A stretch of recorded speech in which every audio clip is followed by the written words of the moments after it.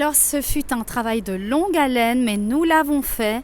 Nous avons utilisé les outils démocratiques qui se sont offerts à nous, justement, c'est-à-dire, dans un état de droit, nous pouvons faire appel, si nous ne sommes pas entendus, par exemple, par une commission affaires économiques et emploi, et en l'occurrence c'était le cas aujourd'hui, puisque nous n'avions pas été entendus à l'audition du 18 janvier, eh bien, nous avons réuni 1000 signatures via une pétition pour pouvoir justement être entendus. Et nous avons été invités aujourd'hui, enfin, à être auditionnés au Parlement régional bruxellois. Nous portons 3 revendications dans le cadre de la campagne qui s'appelle Legal Pay Matters. Nous demandons la protection des victimes des patrons abuseurs durant toute la procédure, c'est-à-dire de l'application des directives européennes sanctions victimes. Par exemple, quand qu'un patron nous violente et ne respecte pas nos droits, nous avons peur de nous rendre à la police parce que nous pourrions être renvoyés en centre fermé. Nous demandons l'accès au travail légal et digne à travers de l'adaptation du dispositif du permis unique par la région.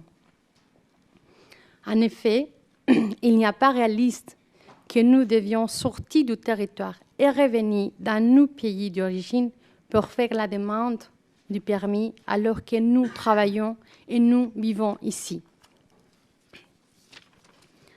Nous demandons l'accès à la formation professionnelle dans les secteurs en pénurie et fonction critique essentielle pour les travailleurs sans papier, tels que décidés par le comité de gestion Artiris en 2019.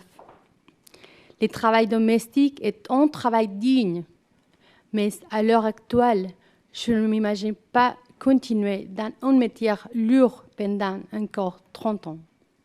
À l'intérieur, nous avons été entendus et nous avons été soutenus par certains et certaines.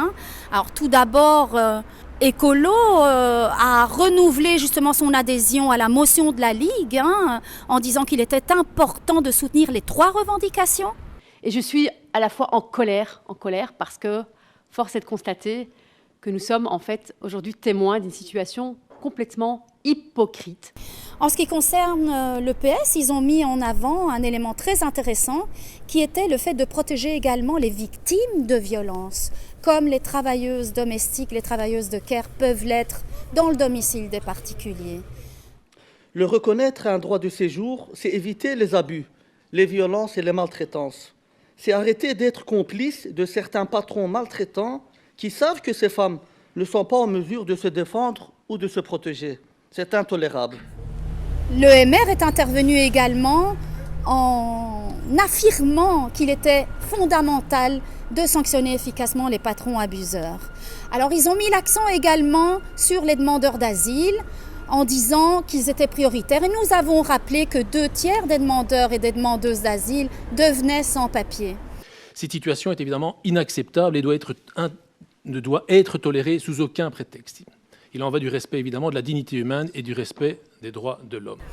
Le PTB est intervenu également, nous soutenant et en parlant d'une majorité alternative, en disant que près de 60% en fait des représentants politiques étaient déjà d'accord sur l'importance de pouvoir donner un accès légal au travail et au séjour de toutes ces personnes qui désirent porter plainte. Je pense qu'on a un gouvernement ici à Bruxelles dont la majorité des partis se positionnent pour les revendications. Donc, à un moment donné, je pense qu'il y a un rapport de force qui doit s'exercer.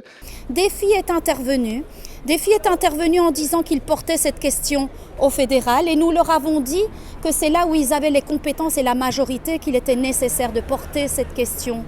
Ensuite, ils sont intervenus également en disant qu'il était important de reconnaître leur travail et nous sommes intervenus en disant qu'il était pour nous fondamental de reconnaître le travail des premières concernées, les travailleuses de care, les travailleuses domestiques au domicile des particuliers. Un état de droit un peu complexe comme la Belgique suppose une répartition des compétences. La compétence du permis unique via la loi, et je ne veux pas m'exprimer là-dessus parce que je n'aurai pas le temps, le président me couperait, ou via l'accord de coopération, elle est fédérale. Ensuite, les engagés se sont prononcés en notre faveur également. Ils ont dit que c'était une question fondamentale à défendre dans la société bruxelloise aujourd'hui. Et ils adhèrent désormais également à la motion de la Ligue des travailleuses domestiques.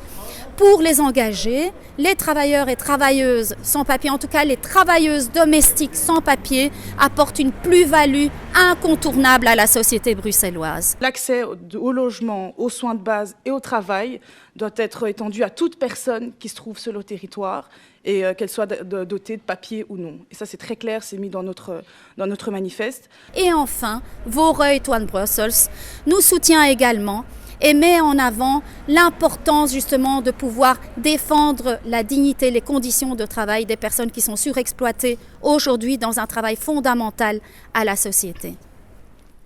Je voudrais conclure sur 3 points. Premièrement, c'est bien normal de laisser des gens depuis des années à travailler dans l'ombre, alors que nous nous battons nuit et jour pour en sortir et que nous contribuons à l'économie de ce pays. Deuxièmement, vous, en tant que parlementaires qui représentez des partis à la majorité ou à l'opposition, vous ne pouvez être sourds, muets et aveugles à notre situation au nom de l'égalité des droits. Troisièmement, nous attendons de vous, en tant que responsables politiques, que vous contribuiez très concrètement à mettre en œuvre un changement législatif pour en finir en beauté votre mandat sous cette législature. Merci.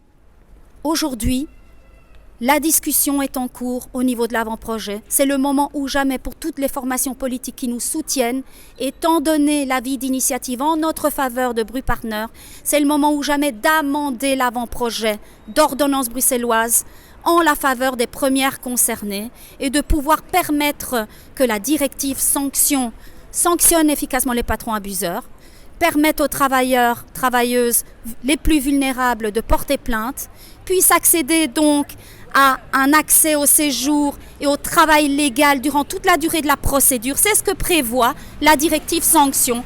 C'est ce que doit prévoir la région bruxelloise, puisque les mesures contraignantes pour sanctionner les patrons abuseurs, les mesures contraignantes de la Convention d'Istanbul pour protéger les droits des femmes échoient également à la région.